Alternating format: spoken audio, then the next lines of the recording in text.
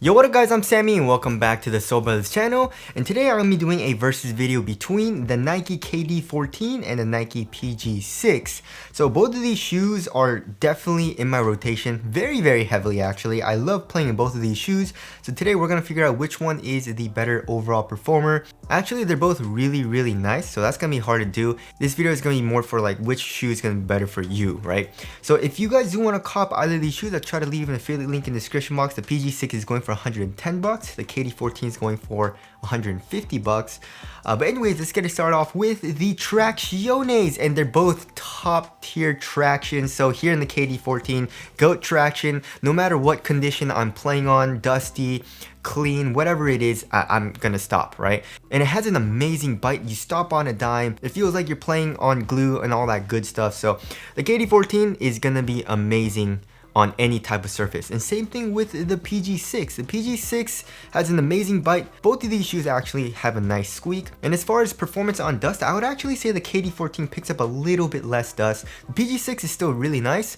It's still a very easy wipe as well if dust does go onto the outsole of the PG6, but it picks it up a little bit faster than the KD14. So the KD14 I would say is just a tiny bit better on dust. And as far as the durability goes, actually I'm not sure. It feels like the KD14 like rubber is a little bit harder, but as far as the grooves go, they're both pretty deep. And the PG6, the rubber moves a little bit easier, so I would say the PG6 is probably going to be a little bit worse on the outdoor court, but I probably wouldn't recommend playing on the outdoor court in either of the shoes. So for traction, I would say they're both amazing. The KD14 is just a tiny bit better on a dusty court. Alright, moving on to the heel to toe transition, they're both very smooth, right? So here in the heel, nice rounded shape. Also with this cushion, you have a good amount of compression, which feels super nice here in the heel. In the forefoot, we have a nice curved shape and a nice forefoot flex as well. And then here in the PG6, same thing, right? So we have a nice curved shape. We have this react here in the heel. We have a nice curved shape in the forefoot and a nice flex here in the forefoot as well. They both have good torsional support. It doesn't really bend in the midfoot at all in both of the shoes. And also in both of the shoes, they're bouncy in the heel, right? So here in the KD14, the cushion of course is not as bouncy as the React in the heel, but the Zoom strobe unit is of course bouncy. And then here in the PG6, you have a nice bounce here in the heel as well. So when you're doing heel dominant strides down the court, they're both very smooth. I love how both of them feel. Alright, moving on to the cushioning setup. So it all depends on what type of cushioning setup you want, right? So I wouldn't say one's better than the other. Of course, in my opinion, I feel like the KD14 is a little bit better, but the PG6 is still really nice, and I still would pick the PG6 over the KD14 on certain days, right? So as far as the foam goes, we have full length cushion on here in the KD14, and we have full length React here in the PG6. So as far as court feel goes, they're both around the same. So here in the heel, they're actually very similar, right? A good court feel, but here in the forefoot, the PG6 gets a lot lower to the ground, so you definitely feel a higher offset here in the PG6. The KD14, there still is a little bit of an offset, but feels a little bit flatter just because, well, I'm guessing because of the full length Zoom strobe unit inside of the KD14, right?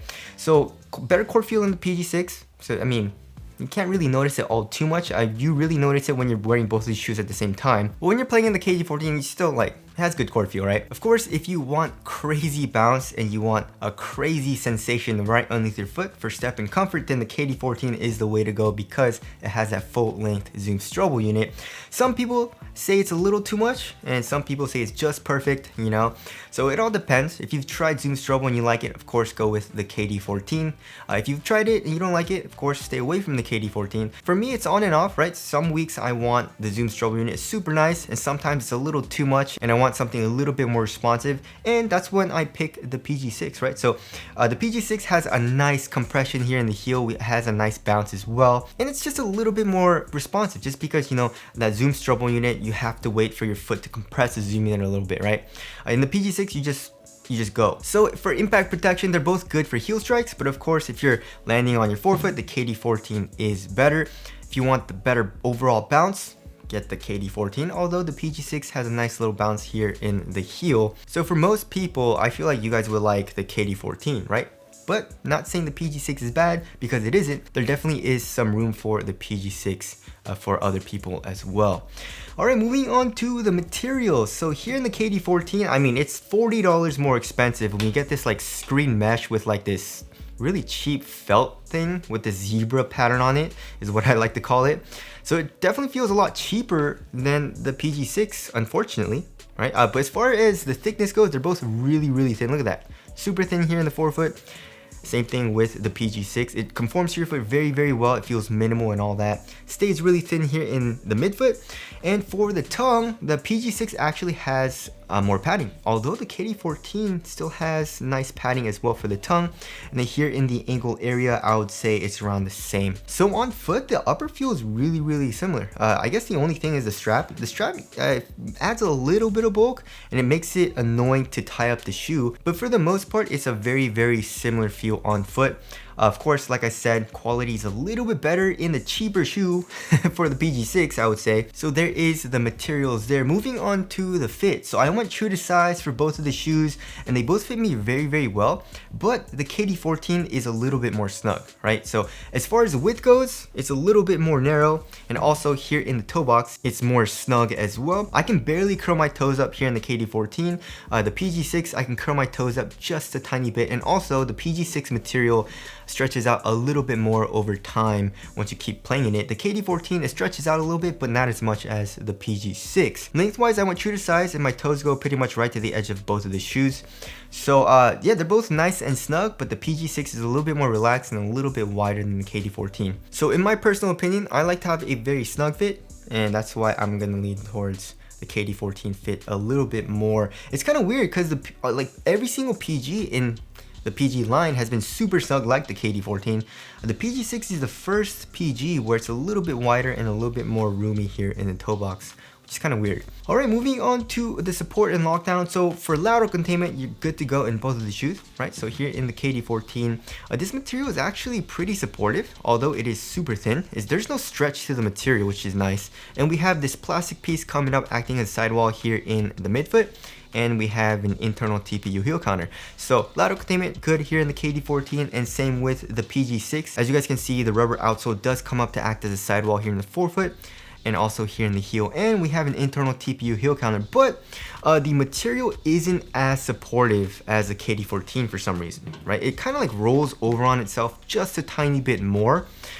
So if you want absolute support and you're like a heavier guy, the KD14 is probably the better option. Like I said, for me, it wasn't a huge deal in the PG6. It's just like, I feel like if you're a bigger dude, you're gonna notice it a little bit more than the KD14. As far as the lateral stability goes, I mean, I had no issues with in either of the shoes, right? So as far as the width goes, yeah, here in the forefoot, it's pretty much the same, and same thing here in the heel. So maybe the KD14 is just a tiny bit wider here in the heel, but lateral stability is good in both of the shoes. And as far as ankle support goes, the KD14, this is like a mid cut, but doesn't really offer good ankle support, so I tie it up for that as well. Alright, moving on to the weight of the shoe. I mean, the PG6 is probably gonna be lighter, right? So the KD14 is 12.59 ounces, so that's very average weight. And the PG6 is like 11, I think? Oh no, 12.13 ounces. So just a tiny bit lighter for the PG6. Is pretty negligible, honestly. And I feel like it has to do with the strap. If the strap wasn't there, it'd probably be the exact same weight, right? So yeah, I mean, they both feel lightweight and very minimal on foot, and also super responsive, right? So when you tell the shoe to do something like stop and go on a crossover, a cut, step back, they're both very responsive. Traction is amazing. Cushion is responsive in both of the shoes, although the PG6 is a little bit more responsive, right? Support is good in both of the shoes as well, although the KD14 is just a tiny bit better for lateral containment, right? So they both feel really nice, and surprisingly, they both feel a lot more similar than different. I would say the thing that makes the shoes feel a lot different is the cushion, but everything else is quite similar.